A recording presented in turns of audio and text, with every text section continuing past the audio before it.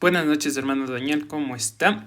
Aquí vamos a hacer un análisis sobre sus preguntas en clases, que por cierto, muy buenas. Gracias por sus preguntas. Ok, doctrina. Una de las preguntas es, ¿cuáles son las doctrinas principales? ¿Cómo puedo saber si es una doctrina falsa o no? Y para eso quiero comenzar viendo y explicando qué es la doctrina. Y la doctrina es el conjunto de enseñanzas bíblicas de principio a final sobre un tema en específico. ¿Ya? Es todo lo que dice la Biblia desde Génesis hasta Apocalipsis sobre un tema en particular. Al análisis de ese estudio, de todo lo que dice la Biblia sobre ese tema, las conclusiones de eso se le llama doctrina. A eso es lo que se le considera doctrina. Ahora hay muchas doctrinas dentro de la fe cristiana, pero podemos encapsularles en las siguientes. Estas son las doctrinas bíblicas predominantes o más importantes dentro de la educación teológica. La primera es la doctrina de las Escrituras, es decir, ¿qué es lo que dice la Biblia de sí misma de principio a final? La segunda, sobre Dios, ¿qué dice la Biblia de Dios? ¿Quién nos revela quién es Él? ¿Qué es lo que hace de principio a final? Igual, sobre el hombre. Después sobre Jesús, sobre el Espíritu Santo, sobre la redención, que es la salvación, sobre la iglesia y su rol y su relación con Dios. Y la última es sobre la escatología o los últimos días, sobre el regreso de nuestro Señor Jesucristo. Entonces, estas son las doctrinas principales. Y dentro de estas macrodoctrinas usted puede encontrar subcategorías o doctrinas más pequeñas, pero en general estas serían las principales.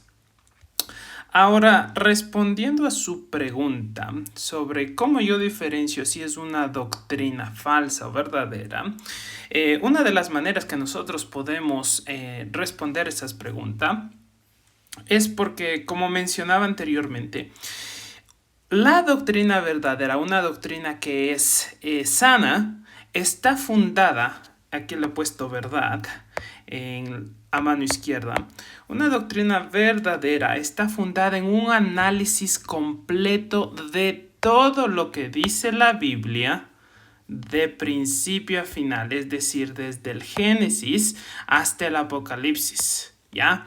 Se estudia todo lo que dice la Biblia de principio a final y una vez de analizar todos los pasajes, no solo aquellos pasajes que apoyan mi teoría, sino todo lo que dice, se llega a una conclusión. ¿Ya? Esa es una doctrina sana. Por el contrario, una doctrina falsa es aquella que solo apoya la teoría que le conviene.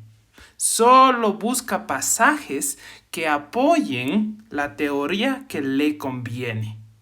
No todos los pasajes, no estudia todos los pasajes, sino solo estudia los pasajes que apoyan su punto de vista. Solo apoyan su punto de vista. Entonces, una doctrina falsa solo busca apoyar su punto de vista en vez de estudiar todas las escrituras y analizar todo lo que se dice, no solo lo que me gusta o no. Vamos a dar un ejemplo. Por ejemplo, el Evangelio de la Prosperidad. No sé si ha oído sobre el Evangelio de la Prosperidad, pero es la idea de que si te vuelves cristiano, Dios te va a dar riquezas, te va a dar prosperidad material, te vas a hacer famoso y se enfoca en el individuo y lo que Dios hace por él en relación de su prosperidad material, en vez de enfocarse es una relación espiritual entre Dios y el hombre, y es esa relación la que importa. No, más bien este evangelio promueve la idea de que Dios es como un Dios que trabaja para nosotros solo para darnos prosperidad.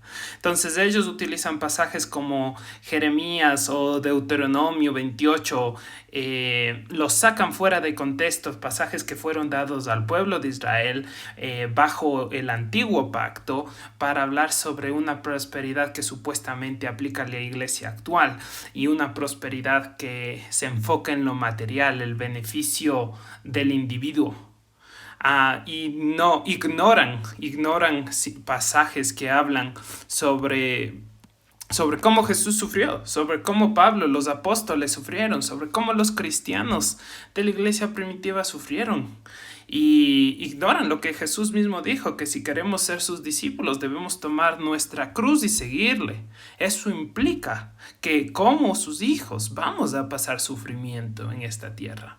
Vamos a experimentar de alguna u otra manera sufrimiento por ser sus discípulos.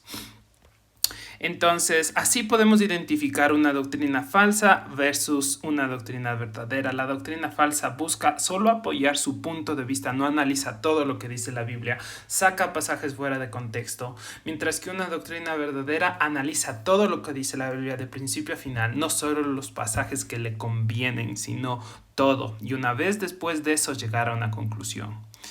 Ahora, respecto a lo que yo decía en clase sobre el libro de los Salmos, ¿no? Decía que no hay que derribar doctrina directamente o enseñanzas directamente del libro de los Salmos, al menos que veamos esa misma enseñanza replicada o enseñada en otras partes de la Biblia. Ahora, para entender esto correctamente, quiero que comencemos con algunos puntos, ¿ya?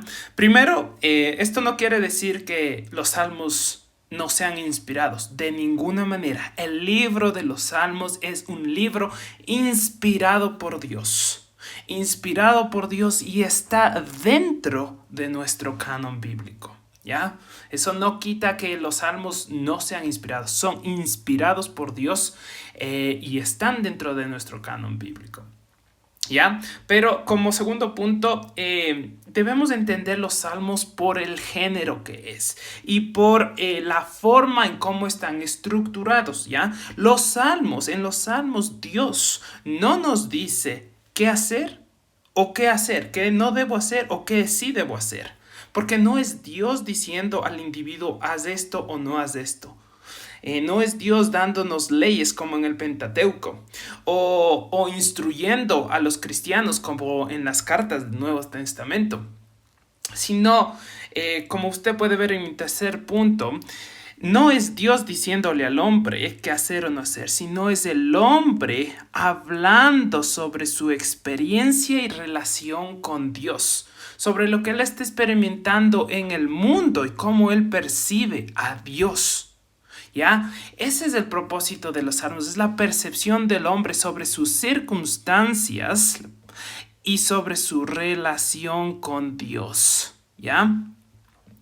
Entonces, eso es lo que los autores de los salmos escriben en los salmos. Por eso el propósito es que nos den la libertad de expresar nuestro lamento, nuestro gozo, nuestras frustraciones, nuestro enojo y una serie de emociones que Dios nos ha dado y como tal son válidas expresiones.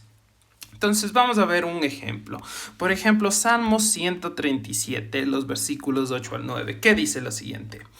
Este salmo, para dar un poquito de contexto, es un salmo de lamento, es un salmo donde el salmista expresa su ira, su frustración, su dolor, y es en el contexto de que el pueblo de Israel fue exiliado a Babilonia, ¿ya? Entonces, ¿qué es lo que dice el salmista en su dolor, sufrimiento y frustración? Dice, hija de Babilonia, que has de ser destruida, dichoso el que te haga pagar por todo lo que nos has hecho.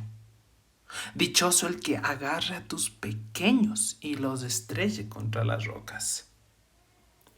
En este texto nosotros podemos ver el sufrimiento, la ira, el dolor del salmista y expresa esto en palabras bastante fuertes.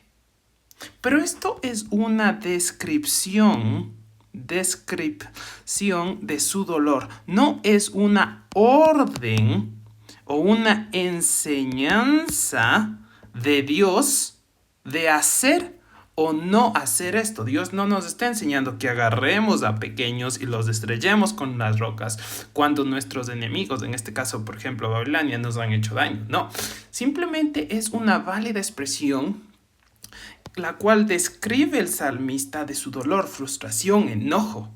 ¿Ya? Pero no es Dios diciéndoles agarren a los pequeños y les estrellen, ¿no es cierto? De hecho, no vemos en ninguna parte de la Biblia que nos enseñe esto, que nos venguemos por nosotros mismos, ¿no es cierto? Por el contrario, ¿qué nos dice la Biblia? Nos dice que ¿de quién es la venganza? La venganza es de Dios. Es por eso que yo dije que cuando estudiemos los salmos, una particularidad del libro de los salmos es que no es Dios diciéndole al hombre haz esto o no, sino es el hombre describiendo su relación con Dios. ¿Ya? Entonces, por eso siempre debemos ver si lo que el hombre dice sobre Dios en los salmos es algo que Dios me está enseñando o no, o simplemente está describiendo algo. Y si fuera que está describiendo algo que yo puedo validar con otras enseñanzas de la escritura, probablemente está correcto, pero si es algo que simplemente está describiendo y expresando sus frustraciones, es simplemente una descripción de eso. Espero que esto le haya ayudado, hermano. Si hay alguna otra pregunta, me dice nada más. Cuídese mucho. Hasta luego.